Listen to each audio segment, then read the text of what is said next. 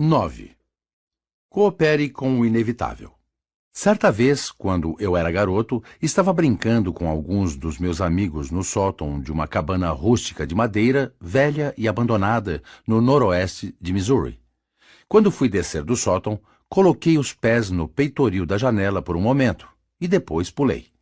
Eu usava um anel no dedo indicador esquerdo, e quando pulei, o anel ficou preso na cabeça de um prego e arrancou o meu dedo. Eu gritei. Tive muito medo e a certeza de que ia morrer. Mas depois que a mão ficou curada, eu nunca mais me preocupei com ela, nem por um segundo. O que adiantaria? Eu aceitei o inevitável. Muitas vezes, passo meses inteiros sem pensar no fato de que eu só tenho 3 dedos e o polegar na minha mão esquerda. Há alguns anos, conheci um senhor que estava operando um elevador de carga em um dos prédios comerciais no centro de Nova York e percebi que ele havia perdido a sua mão esquerda. Perguntei-lhe se a perda desta mão o perturbava. Ele disse, claro que não. Dificilmente eu penso sobre isso. Não sou casado e só penso nisso quando eu tento enfiar a linha pelo buraco da agulha. É surpreendente com que rapidez nós aceitamos quase todas as situações. Se necessário, nos ajustamos e nos esquecemos delas. Muitas vezes eu penso numa inscrição nas ruínas de uma catedral do século XV em Amsterdã, na Holanda. Esta inscrição diz em flamengo, que assim seja. Não poderia ser de outra forma. Enquanto você e eu passarmos pelas décadas, vamos enfrentar muitas situações desagradáveis, coisas que acontecem. Elas não poderiam ser de outra forma. Nós temos uma escolha. Ou as aceitamos como inevitáveis e nos ajustamos a elas, ou podemos arruinar as nossas vidas nos rebelando e talvez, no final, acabar tendo um colapso nervoso. Aqui está um conselho bastante sábio de um dos meus filósofos favoritos, William James. Aceite as coisas como elas são. A aceitação daquilo que acontece é o primeiro passo para superar as consequências de qualquer infortúnio. Elizabeth Conley, de Portland, Oregon, descobriu isso da pior forma possível. Aqui está uma carta que ela me escreveu. No mesmo dia em que a América estava comemorando a vitória de nossas forças armadas no norte da África, recebi um telegrama do Departamento de Guerra. O meu sobrinho, a pessoa que eu mais amava, desaparecera em combate. Pouco tempo depois, chegou outro telegrama dizendo que ele havia morrido. Fiquei abalada de tanta tristeza que senti. Até então, eu achava que a vida havia sido boa para mim. Eu tinha um emprego que amava. Eu havia ajudado a criar o meu sobrinho. Ele representava para mim tudo o que era bom e agradável num jovem. Eu acreditava que todo o pão que eu havia lançado sobre as águas estava retornando para mim como um bolo. Então veio este telegrama. O meu mundo caiu. O mundo caiu. Senti que a vida não valia mais a pena. Fiquei desleixada no trabalho, ignorava os meus amigos, desisti de tudo. Eu fiquei amargurada e rancorosa. Por que o meu sobrinho foi levado? Por que este bom rapaz, com a vida inteira pela frente, tinha que morrer? Eu não conseguia aceitar isso.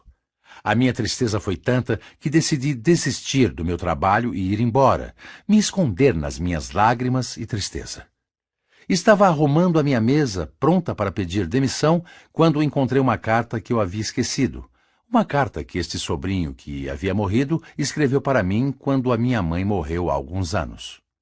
É evidente que todos nós sentimos falta dela, a carta dizia, e especialmente a senhora. Mas eu sei que a senhora vai prosseguir. A sua filosofia pessoal fará com que faça exatamente isso. Nunca me esquecerei das belas verdades que me ensinou. Onde eu estiver, ou quão distantes estivermos, eu me lembrarei que a senhora me ensinou a sorrir e a aceitar o que vier, como um homem. Eu li e reli aquela carta. Parecia até que ele estava do meu lado, falando comigo. Ele parecia estar me dizendo, por que a senhora não faz o que me ensinou? Prossiga para o que der e vier. Esconda as suas mágoas mais arraigadas debaixo de um sorriso e prossiga. Então voltei a trabalhar. Parei de ser amarga e rebelde. Eu ficava repetindo as palavras. Está feito. Não posso mudar isso. Mas eu posso e vou continuar conforme o seu desejo. Eu me devotei ao meu trabalho com toda a minha mente e com todas as minhas forças. Comecei a escrever cartas aos soldados, filhos de outras pessoas. Fui estudar no período noturno, buscando novos interesses e comecei a fazer novos amigos. É quase difícil acreditar na mudança que aconteceu na minha vida. Parei de amargurar o passado, o que já se foi. Estou vivendo cada dia agora com alegria, assim como meu sobrinho queria que eu fizesse. Fiz as pazes com a vida. Aceitei o meu destino. Agora estou vivendo a vida mais plena e completa que já conheci. Elizabeth Conley aprendeu o que todos nós vamos aprender mais cedo ou mais tarde, ou seja, que devemos aceitar e cooperar com o inevitável. Que assim seja. Não poderia ser de outra forma. Essa não é uma lição fácil de aprender. Até reis em seus tronos sempre tentaram lembrar disso. O falecido Jorge V tinha estas palavras num quadro pendurado na parede de sua biblioteca no Palácio de Buckingham. Ensina-me a não chorar pela lua e nem por leite derramado. O mesmo pensamento foi expresso por Schopenhauer desta forma: uma boa porção de renúncia é uma prioridade na jornada da vida. Evidentemente, as circunstâncias em si não nos tornam felizes ou infelizes. É a forma com que reagimos às circunstâncias que determina os nossos sentimentos. Jesus disse que o reino dos céus está dentro de você. Ali também está o reino do inferno. Todos nós podemos enfrentar o desastre e a tragédia e triunfar sobre eles, se for o caso. Talvez pensemos que não, mas temos recursos internos surpreendentes dentro de nós que nos auxiliarão se fizermos uso deles. Somos mais fortes do que pensamos. O falecido Buff Tarkington sempre dizia: eu poderia aguentar qualquer coisa que a vida lançasse contra mim, exceto uma coisa: a cegueira. Eu jamais aguentaria isso. Então, certo dia, quando ele já tinha mais de 65 anos, Tarkington olhou para baixo, para o carpete no chão. As cores estavam fora de foco e ele não conseguia enxergar o desenho. Foi a um especialista e soube da verdade trágica. Ele estava perdendo a visão. Um olho já estava quase cego. O outro não estava muito melhor. O que ele mais temia aconteceu. E como é que Tarkington reagiu ao pior de todos os desastres? Ele pensou: chegou. Este é o final da minha vida? Não, para sua surpresa, se sentia feliz. Ele até viu o lado engraçado. Óculos o irritavam. Eles flutuavam em frente aos seus olhos e cortavam a sua visão. Mas quando um grande corpo flutuava em frente aos seus olhos, ele diria: olá, lá vem o vovô de novo. Onde será que ele vai numa manhã maravilhosa como esta? Como é que o destino poderia dominar um espírito como este? A resposta é que não podia. Quando veio a escuridão total, Tarkington disse: eu descobri que podia aceitar a perda de minha visão, assim como um homem aprende a aceitar qualquer coisa. Se eu perdesse todos os 5 sentidos, sei que poderia viver dentro da minha mente, porque é na mente que nós vemos, é na mente que vivemos, caso saibamos ou não. Na esperança de restaurar a visão, Tarkington teve que se submeter a mais de 12 cirurgias em um ano, com anestesia local. Ele reclamou disso? Ele sabia que precisava ser feito, que não podia escapar disso. Então a única forma de diminuir o sofrimento era aceitá-lo com boa vontade. Ele recusou um quarto particular e foi para uma enfermaria onde podia estar com outras pessoas que também tinham problemas. Ele tentava alegrá-las. E quando teve que se submeter a repetidas cirurgias, com plena consciência do que estavam fazendo com os seus olhos, tentou lembrar-se da sorte que tinha. Que maravilha, ele disse. Que maravilha que agora a ciência é capaz de fazer uma cirurgia em algo tão delicado quanto o olho humano. A maioria dos homens teria se transformado numa pilha de nervos se tivessem que se submeter a mais de 12 cirurgias e à cegueira. Mas Tarkington disse: eu não trocaria essa experiência por uma mais feliz. Ela me ensinou sobre a aceitação. Ele aprendeu que teria forças para suportar tudo que a vida lhe lançasse e que, conforme John Milton descobriu, não é desprezível ser cego. É apenas desprezível não ser capaz de suportar a cegueira. Margaret Fuller, a mais famosa feminista da Nova Inglaterra, certa vez adotou como seu lema "Eu aceito o universo". Quando o velho e nervoso Thomas Carlyle ouviu isso na Inglaterra, ele bufava. Por Deus, espero que sim. Sim, e por Deus, é melhor você e eu aceitarmos o inevitável também. Se reclamarmos e lutarmos contra ele e nos amargurarmos, nós não vamos conseguir mudar o inevitável, mas nós podemos mudar. Eu sei, porque já tentei. Certa vez, me recusei a aceitar uma situação inevitável com a qual fui confrontado. Eu banquei o tolo e reclamei contra ela e me rebelei. Transformei as minhas noites em infernos de insônia. Trouxe sobre mim mesmo tudo o que eu não queria. Finalmente, após anos de autotortura, tive que aceitar o que eu sabia desde o início, que eu jamais poderia mudar. Eu deveria ter gritado muitos anos atrás com o velho Walt Whitman. Como gostaria de poder confrontar a noite, as tempestades, a fome, a gozação, o acidente, a rejeição, como as árvores e os animais fazem. Passei 12 anos trabalhando com gado, mas nunca vi uma vaca Jersey ter febre porque o pasto estava secando por falta de chuva ou por causa da neve e do frio, ou porque o seu namorado estava dando mais atenção para outra vaca.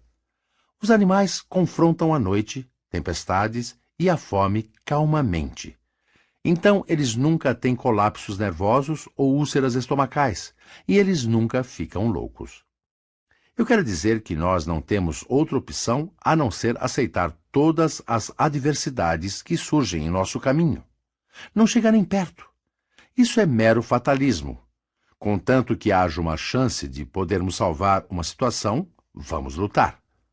Mas quando o bom senso nos diz que não podemos lutar contra algo e que não há outra opção, então, em nome da nossa sanidade, não vamos olhar o antes e o depois e desejar que não aconteça. O falecido Jim Hawkes, da Universidade de Colômbia, me disse que havia tomado a rima de Mother Goose, Mãe Ganso, como um de seus lemas. Para cada aflição debaixo do sol, há uma solução ou não. Se houver, tente encontrá-la. Se não houver, não se preocupe.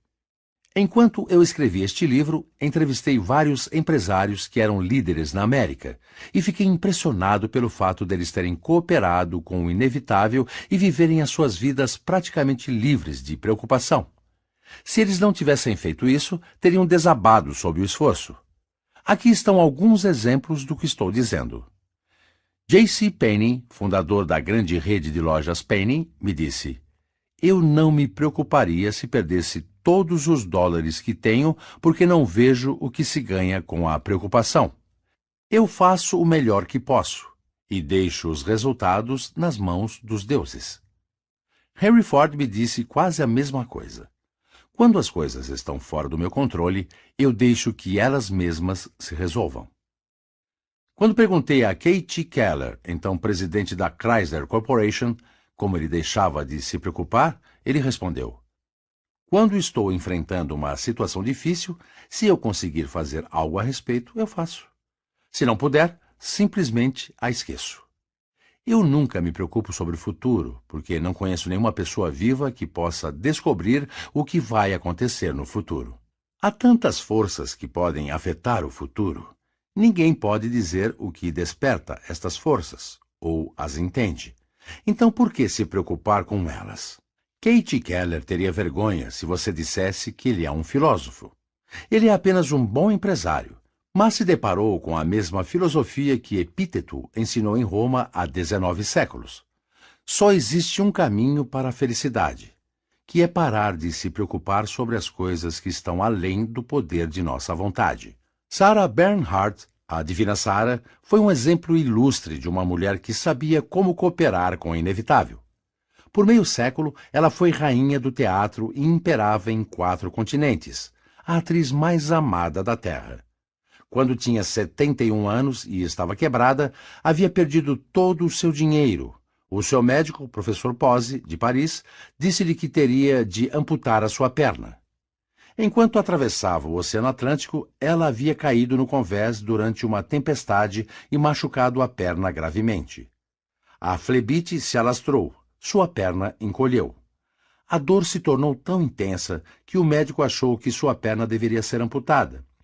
Ele teve muito medo de contar à brava e tempestuosa divina Sara sobre o procedimento que seria aconselhável. Tinha certeza que a terrível notícia acabaria numa explosão de histeria. Mas ele estava errado. Sara olhou para ele por um momento e depois disse em voz baixa: "Se isso é o que deve ser feito, então é o que deve ser feito." Era o destino. Enquanto ela estava sendo transportada para a sala de cirurgia, seu filho chorava. Ela acenou para ele e disse alegremente: "Não saia daí, eu já volto." A caminho da sala de cirurgia, ela recitou a cena de uma de suas peças. Alguém lhe perguntou se estava fazendo isso para se alegrar. Ela disse: "Não, para alegrar os médicos e enfermeiras. Será um grande peso para eles." Depois que se recuperou da cirurgia, Sarah Bernhardt fez uma turnê mundial e encantou o público por mais 7 anos. "Quando pararmos de lutar contra o inevitável", disse Elsie McCormick, num artigo da revista Reader's Digest, "nós liberamos a energia que nos permite criar uma vida mais rica." Nenhum de nós tem emoção e vigor suficientes para lutar contra o inevitável, e, ao mesmo tempo, o suficiente de sobra para criar uma vida nova.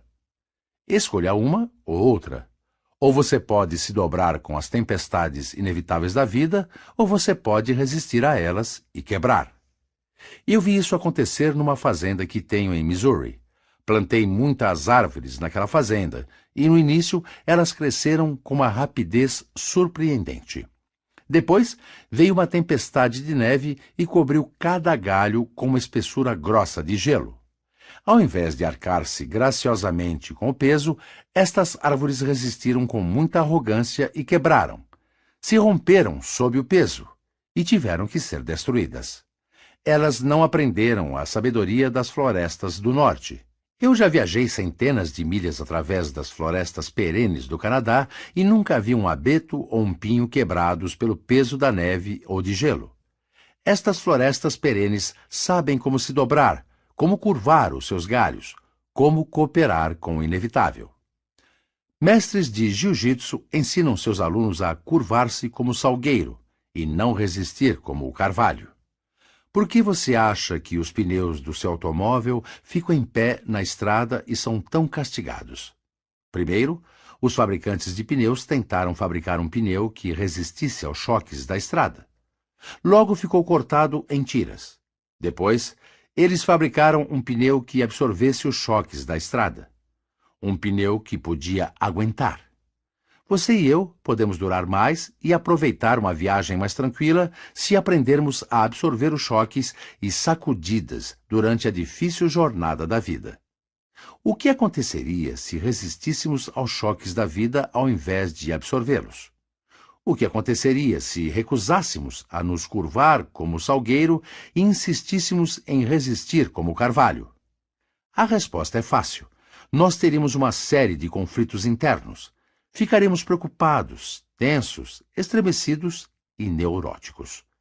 Se formos ainda mais longe, rejeitando o mundo real e nos retrairmos no mundo de sonhos criados por nós, então ficaremos loucos. Durante a guerra, milhões de soldados assustados tiveram que aceitar o inevitável ou ficariam loucos.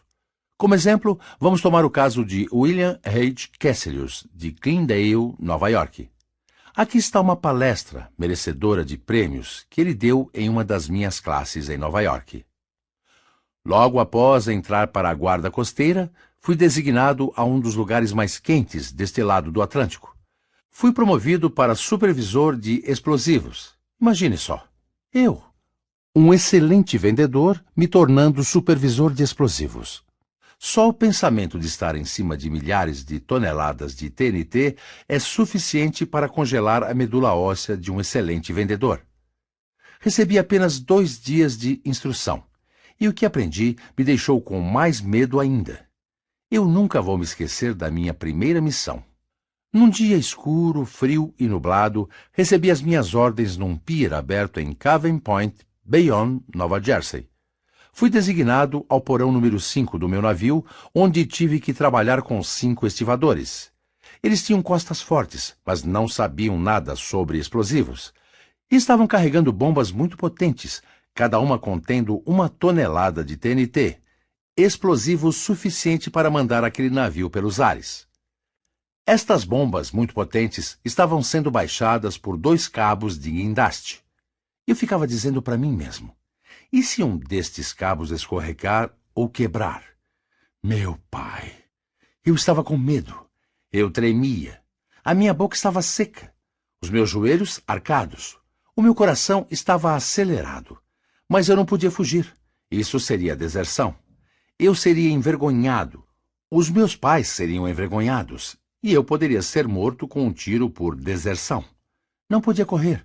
Eu tive que ficar e olhar a forma precária com que aqueles estivadores estavam lidando com aquelas bombas potentes.